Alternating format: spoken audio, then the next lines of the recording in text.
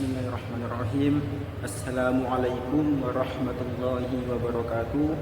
Innal hamdalillah nahmaduhu wa nasta'inu wa nastaghfiruh wa na'udzu billahi min shururi anfusina wa min sayyiati a'malina. May yahdihillahu fala mudilla lahu wa may yudlilillahu fala hadiyalah. Asyhadu an la ilaha illallah wahdahu la syarika lah wa asyhadu anna sayyidana Muhammadan abduhu wa rasuluhu la nabiyya ba'dah. Rabbi shrah li sadri wa yassir li amri wahlul 'uqdatam min lisani yafqahu qawli ajmain. Amma ba'du. Segala puji bagi Allah yang telah berimpahkan rahmat, karunia serta taufik-Nya kepada kita semua. Kemudian salawat beserta salam tidak lupa kami curahkan kepada baginda kita Nabi besar Muhammad sallallahu alaihi wasallam. Semoga kelak kita mendapatkan syafaatnya di yaumil qiyamah. Perkenalkan, saya Muhammad Haji Maulana, asal dari Jember, Jawa Timur. Di sini saya akan membawakan sebuah kultum dengan tema Ahlul Quran. Baik, saya awali dengan suatu hadis dari Anas bin Malik radhiyallahu anhu. Beliau berkata bahwa Rasulullah sallallahu alaihi wasallam bersabda, "Inna lillahi ahlina minan nas." Qalu, "Ya Rasulullah, man hum?" Qal, "Hum ahlul Quran, ahlullahi wa khassatuh."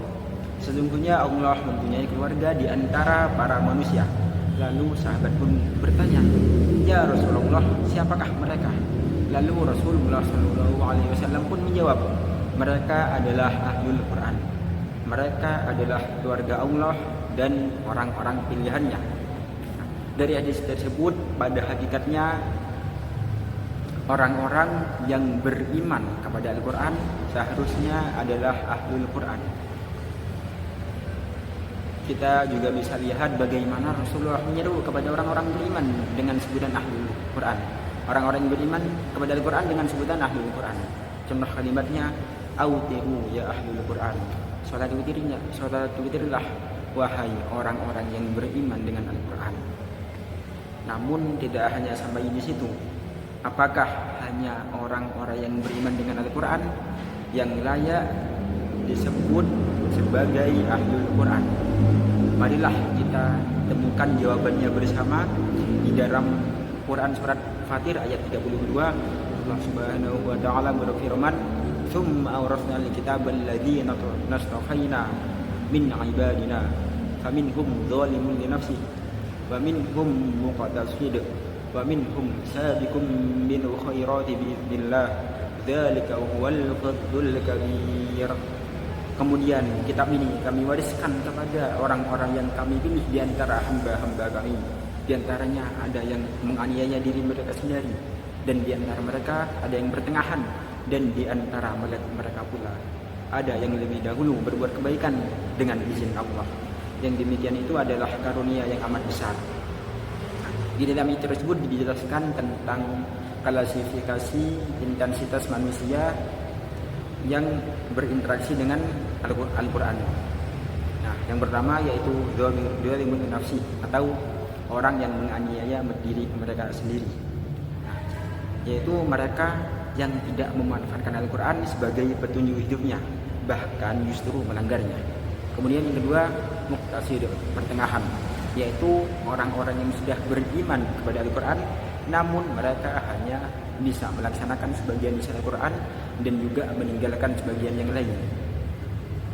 Mereka ini masih belum konsisten di dalam memanfaatkan Al-Quran sebagai petunjuk hidupnya. Kadangkala kembali kepada Al-Quran, kadangkala pun menjauh kepada Al-Quran. Maka jangan jadikan golongan taksid ini sebagai pegangan hidup. Kemudian yang terakhir atau yang ketiga yaitu sabiqum bil khairat, yaitu orang yang benar-benar beriman kepada Al-Quran. Mereka telah mengoptimalkan interaksinya bersama Al-Quran, sehingga Al-Quran itu setelah tersimpan di dadanya, bahkan tidak sedikit di antara mereka yang hafiz atau hafizah. Mereka juga mentadabburi, memahami, dan juga mengamalkan isi Al-Quran di dalam sehari-hari.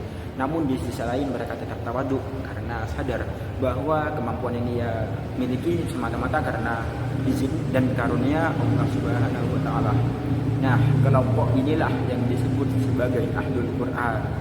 Kemudian untuk ciri-ciri Ahlul Quran yang pertama yaitu selalu bersemangat di dalam melaksanakan semua amal soleh yang telah disyariatkan oleh Allah dan Rasulnya. Kemudian yang kedua, tidak menyia-nyiakan kesempatan beramal soleh dengan tidak menunda-nundanya. Dan yang ketiga, mudah tergugah untuk beramal soleh. Apabila ia melihat orang lain beramal soleh, maka terketuklah hatinya, timbul perasaan tidak ingin kalah dalam beramal soleh, maka ia akan segera beraksi. Kemudian langkah-langkah menjadi Ahlul Quran. Nah, syarat utama di dalam menjadi Ahlul Quran harus disertai atau diawali dengan niat, keinginan dan juga kemampuan yang tinggi sehingga dihasilkan aksi-aksi sebagai berikut. Yang pertama, terus berdoa dan berprasangka baik kepada Allah Subhanahu wa taala. Doa merupakan senjata orang-orang beriman. Berprasangka baik bahwa semua yang kita alami merupakan bagian dari takdir, sudah digariskan oleh Allah Subhanahu wa taala.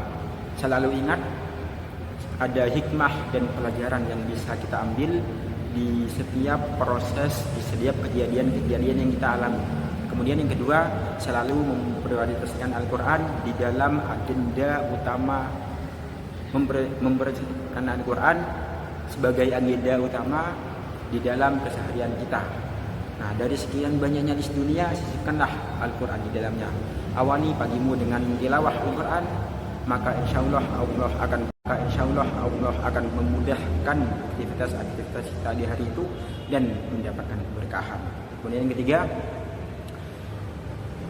memahami, mentadabburi dan juga mengamalkan Al-Quran di dalam kehidupan sehari-hari serta memanfaatkan Al-Quran tersebut sebagai rujukan hidup. Kemudian yang keempat, menyebarkan fikrah Al-Quran kepada umat dengan cara menjadi pengajarnya, entah itu pengajar tahsin, pengajar tahfidz, pengajar tilawah atau bahkan pengajar tafsir. Nah, kemudian siapa sih sebaik-baik Ahlul Quran? Tentunya Nabi kita dong, Nabi Muhammad Sallallahu Alaihi Wasallam. Yang jelas beliau sangat besar perhatiannya kepada Al-Quran dan juga interaksinya beliau dengan Al-Quran sudah tidak diragukan lagi.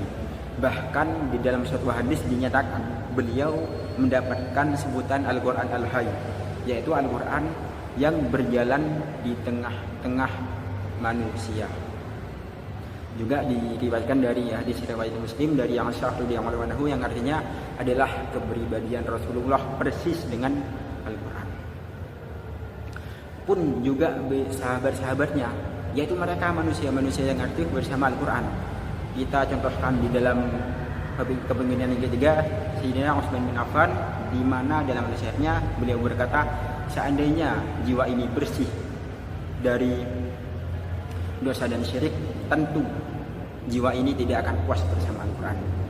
Kita akan selalu mengambil berbagai macam manfaat dari Al-Quran.